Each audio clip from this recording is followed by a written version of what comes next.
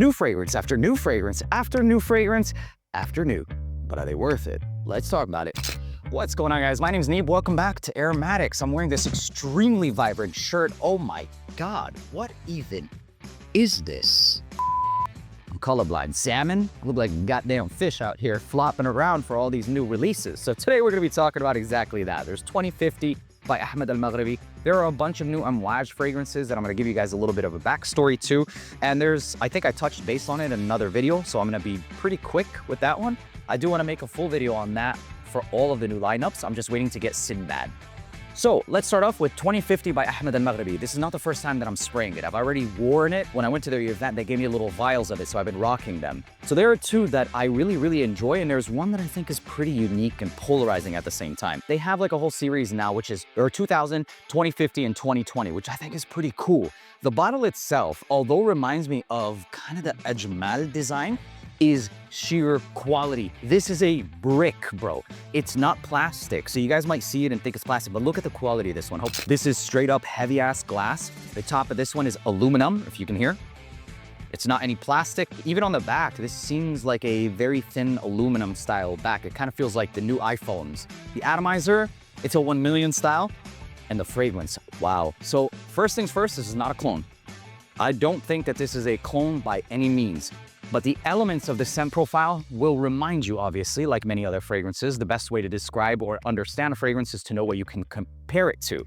This kind of reminds me of like a better Khandlaj by PDM. It's fresh, it's musky, it's slightly peppery in a woods way. So imagine the texture of pepper being ground and kind of almost sneeze-inducing, except rather than it being pepper, it kind of just smells like lighter woods. So best way to describe that would be wood shavings, not nearly as like pencil because it's a little bit darker than that. And usually pencil shavings has that cedar smell. So you have a freshness coming from some citruses, a musky vibe that also has like this pretty classic style DNA, and that peppery accord that smells pretty familiar to like Imperial and a lot of other successful fragrances today, including Khandlaj. Khandlaj in itself smells like Imperial meets Imagination, meets all that stuff. If you want a taste of those style of fragrances that are actually trending right now, but you don't have the budget for, honest to God, okay, for this scent profile, for the price of Khandlaj 350, it's an absolute hell no. Especially when you can get Imperial, which is what inspired all those scents, for like 80 bucks. This, however, doesn't go exactly Imperial. It's fresher and muskier than that. For the price point, even if this was at around $100 or less, it's worth it. And let me tell you why. Straight to Parfum, Ahmed Al Maghribi always underwrites what they put in here. So there's 47% volume, which means that, holy shit, 53% oil. I think this might be the highest concentration oil fragrance I have ever purchased in a perfume format. How is this not glue right now? And that is Ahmed Al Maghribi. That is Ahmed Al Maghribi. This is the perfect way to describe it. If you want a fresh fragrance that if it doesn't last, see a doctor. But still, bro, how do they do it? I have no clue. Box presentation is also magical. Honest to God, you guys, this is worth every penny. And I'm not saying that because I like them. I'm not saying that for any reason other than think about it. 53% concentration. I don't care if you like the fragrance, like if you're in love with those fragrance scent profiles, because I bought Khandlaj and I wasn't. But if I were to go back again, this is crazy. It's honestly crazy. By far the strongest concentration from Ahmed Al Maghribi that I have so far in the perfume realm. We're not talking atars, okay? So when you guys see something that says 47% volume, it's referring to the alcohol, if I'm not mistaken. And it's a 75 ml, so the rest is oil. 100 minus 47, 53, I think. 2050, is it worth it? Mind-blowing, easy decision. Crazy, bro. Moving on. Next one is called Shiaka Snow. Shiaka Snow smells a lot like Louis Vuitton and Meteor. I'm not gonna waste your time or anything like that. Is it good? Yes, absolutely. Is it quality? 100%. Is it the closest right now? It absolutely is. The bottle, the concentration, the fragrance itself, it's absolutely worth it. $50 or less $40 or less, even more mind-blowing. And the reason I say this very easily is because Azzaro Chrome Extreme is something that I was recommending in place of Meteor.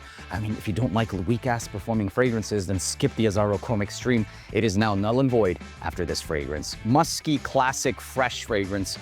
Simple as that. It's powdery, it's got mandarin and some peppers. It's called Shiaka Snow. It's definitely worth the pickup.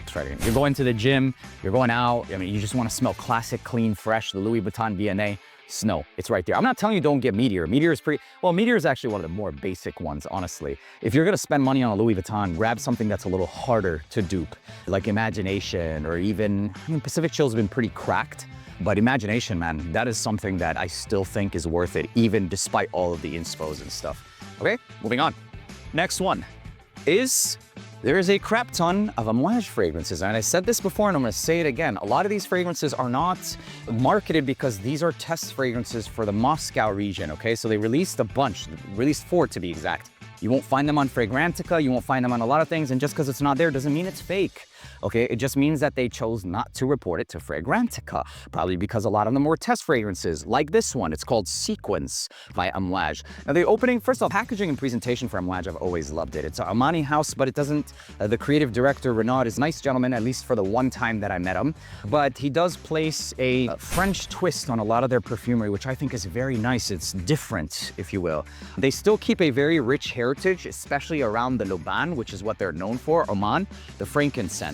And you can find that DNA in a lot of their backbone. These fragrances, the reason they're test fragrances is because they're kind of different from their usual. Some might be trend following, some might be going more for the youth, and it's out of their line of norms for what the West knows them as. And in fact, I believe one of these are kind of inspired by, and it's actually mind-blowing once I place the dots together. So this fragrance is called Sequence, and the bottle and the packaging presentation all looks exactly the same. As you guys can see, let me get really close so you can see the details. For those of you who are saying, oh no, they are fake Neeb, I confirmed this and all this shit, here it is. China is responsible for some of the highest quality products we have on the market today. And honestly, I'm sick and tired. I really hate the fact that when people say China, they associate it with low quality. There's a lot of low quality comes out of there, but anyways, you get the idea. So this is definitely legit, but the fragrance opens up with a very familiar scent profile, and it's more than likely why they didn't want to announce it. And it smells like their take on this jammy fruit with oud and leather, okay? At first I was like, oud marcuja, but I let the top kind of settle down. The resins, the frankincense signature DNA started to settle down, and once it was about 5 minutes in, it was damn near a spitting image of Carnal Desire. Raspberry, jammy raspberry, leather, and oud. Some saffron as well, to my nose, and maybe some resins. As it dries after the first like 2, 3, 4 minutes, it's that. This is richer, which is crazy. It's also stronger and projecting. But this is a little smoother, but still very close, okay? So I'm not gonna say that they duped, or did they dupe? But what I will say is that this definitely followed the trend. Believe it or not, once this fragrance was released, a lot of raspberry and oud fragrances was trending as well. Azzaro released their version of something like this, and in fact, one of the perfumer friends, or one of my perfumer friends, sent me a picture of them when they were sitting in the office, and this was sitting in the office, the creative portion of creating something like Azzaro Forever Wanted Elixir. The owner also, by the way, of Azzaro, is Middle Eastern. And I'm not mad at it. I'm not mad at it by any means. In fact, I think that's impressive. I think that's great. And I think that Azzaro Forever Wanted Elixir smells good as well. Sequence, it smells good too. It's just maybe a little less smoky version of like something like Carnal Desire. Regardless of the fact, the main takeaway is that there are plenty of scent profiles like this. If you're a diehard fan, it might still be worth it, but for me personally, I don't think so. I paid $450 for something like this, or $400, and I bought a couple of the other ones, so I'm out $4, $8, $12, damn near $1,300 for those 3 fragrances, all of which I really don't think are worth it. Okay, so those are the 3 Amouage fragrances and whether or not they're worth it. We also have a couple more coming to the series or episode next week, so you might want to follow so you don't miss it. I'm going to be cracking into all of the new Qissa fragrance perfumes. A lot of these are getting hyped by, new discovering influencers, etc. This, which is called Reef 33, is a phenomenal fragrance, and in fact, the originator of the scent profile that Qissa uses in Imperial Valley. It in fact originated with this, Reef 33, and it's a good time to talk about this fragrance. This is a beautiful take on this aromatic rosemary, saffron, and oud fragrance that's a lot fresher than it sounds. This is like the signature scent of the Middle East, and there is something, I'm telling you guys, about this that's just better than Imperial Valley. What Imperial Valley has that I personally don't favor over this one is going to be this juicier or lighter DNA. There seems to be a more naturalistic saffron and maybe even a bit more of a bite to the oud in this fragrance as well. Retaining its freshness, it just seems like a more naturalistic fragrance. Also, although it's 100 mLs compared to the 200 mLs, these are parfum concentrations, and if I'm not mistaken, the Qissa Parfum fragrances are around 22 to 24% concentration. The other thing that is important to know is when doing comparisons, it does seem sometimes that this one will give you more projection, but not more longevity. One of the biggest reasons may be because of the fact that the atomizer is literally double the size. So if you want an equal race or opportunity to compare both of these together, you're gonna have to be fair. These are measured in parts per milliliter, the atomizers, and how many, or particles per milliliter, etc., okay? How many particles you'll get per ml dispensed out of these atomizers. This is significantly less than this. I'm giving you a little bit of a chemistry, no, not chemistry, a little bit of a back class as to how they sell these atomizers and what they do with them. So if you want to test the differences between the two, you have to basically pump this 1 to 2 times, if not 1.5 times, or maybe 1.7 times to be exact. And then also the difference is that this one will seem to project a little bit harder, especially for the first hour because of the lightness of the DNA. This one will definitely last longer. Overall though, the scent profile, let's compare the 33 to Imperial Valley. It's richer and it's more naturalistic. Is it going to project as much? Maybe not the first hour, but it still projects. Both of these project. This is the originator. It's called Reef 33. And I'm not trying to say this to make the case over Imperial Valley or anything like that, but it is pretty important with the, I'm all about education and stuff. Like if you go for Imperial Valley, go for it. Cool, bro. It's still a great smelling fragrance, but at least now you know, right? So I'm not trying to say that Imperial Valley is not a good fragrance. No, it is a good fragrance. It's great.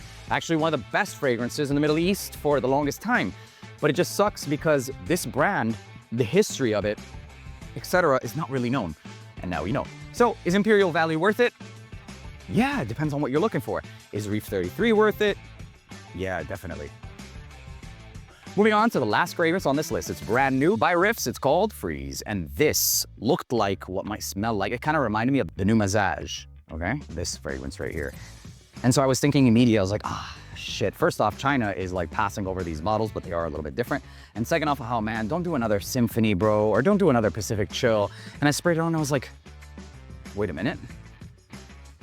Mint and fresh. Damn, it's another Pacific Chill. But I was like, hold up. More white florals. Wait a minute, is there like myself in this? This is too minty. This is too minty to be Pacific Chill. And so I just sat there and thought, and I decided, you know what? Let me ask the owner. And I did. This is an infusion of a few different things. And I'll tell you what it starts off with first. Fresh blast of white florals with a mentholated mint vibe. I say mentholated, it definitely has a menthol vibe. It's cooling, it's refreshing, it's crisp, but also soft because of those white florals with an undertone of like this mandarin apricot, okay? An infusion between some citrus orange and also a nectarine style of apricot. So imagine Tom Ford's Neroli Portofino with an infusion of mint and some infusions of Pacific Chill. But it is like 10% Pacific Chill to my nose. He in fact did not say that it has Pacific Chill. I'm telling you that for myself. Based on what he said was that it was Neroli Portofino's, it's actually an original creation that stemmed off of something similar to Neroli Portofino, and that was kind of the direction, but we want it more mentholated, more crisp, more fresh. And that's what we ended up with, is something like Freeze. For the price, definitely worth it. Compared to Neroli Portofino, I like aromatic. I like mint. Is it better? Honestly, I don't think I would say better. It's just something completely different. The mint is like love it or hate it, right? But I personally love it. If you're into yacht fragrances, if you like fragrances that use mint, like, Platine Blanc and Pacific Chill and things like that, imagine a combination, you end up with this. It's called Freeze. For me personally, I would buy it again, but it has to be really hot outside. If you live in warmer climates, this is an all-year banger. All-year banger. And I would imagine that this is going to outlast Neroli Portofino because it just seems a lot denser, and it's also an extrait de parfum. These brands are listening, and this is no joke in the concentration department. So Vries, is it worth it? I think so. There you have it, ladies and gentlemen. This was the hottest fragrances right now, and whether or not they're worth it. There were a lot more fragrances that I was thinking about placing on here, like some of the Blonde Amber Inspos, etc., and whether or not they're worth it. But that's actually going to be answered in a Clone War, which I'm going to be working on tomorrow, actually. The official Blonde Amber Clone War will be starting tomorrow. I've officially tested almost every single Blonde Amber dupe that is quality controlled, that is high quality, readily available, and something that a lot of people have been asking about. There are a lot of other Blonde Amber Inspos, and there are still so many coming out. But at this point, if we continue to include all of them, then we're only encouraging that culture, and the whole Clone War thing is to kind of stop it. In the Clone War, we'll pick the closest, we'll pick my favorite, and we'll pick things that might still be worth it, depending on how far off and what is your taste. So make sure to follow, hit that subscribe button so you don't miss that video. My name is Neeb. Thank you so much for tuning back into Aromatics. Let me know, are there some gems right now that you think are absolutely worth it that maybe I didn't cover in this video? I'll see you in the next one. Peace.